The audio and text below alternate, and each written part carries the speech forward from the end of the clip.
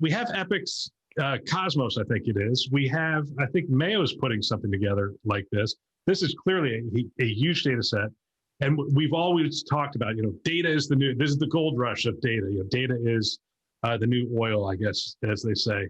It specifically with regard to healthcare. If we could bring that data together, we can create more precise, determinations of what people have more. We can prescribe things more accurately. We can identify things more earlier, faster, as we just saw with COVID. So that's the promise of this whole thing.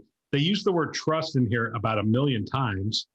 So clearly they believe that is going to be the cornerstone. And it should be after the Ascension misstep. Let's call it a misstep earlier last year with Google.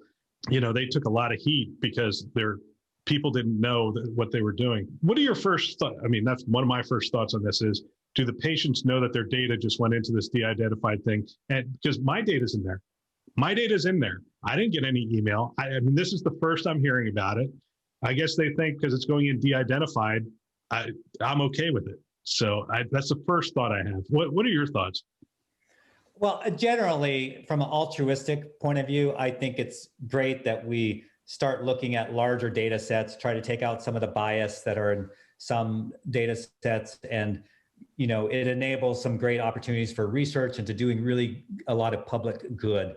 But it does come with a lot of big red flags. You talked about a few of them. And probably the primary one is, did I agree? Is there some form that I already signed that said, yes, you can share all my information as long as it's de-identified? And that's something that we need to talk a lot more about and to make sure that the appropriate safeguards are in place, because many will argue that there's no such thing as de-identified data.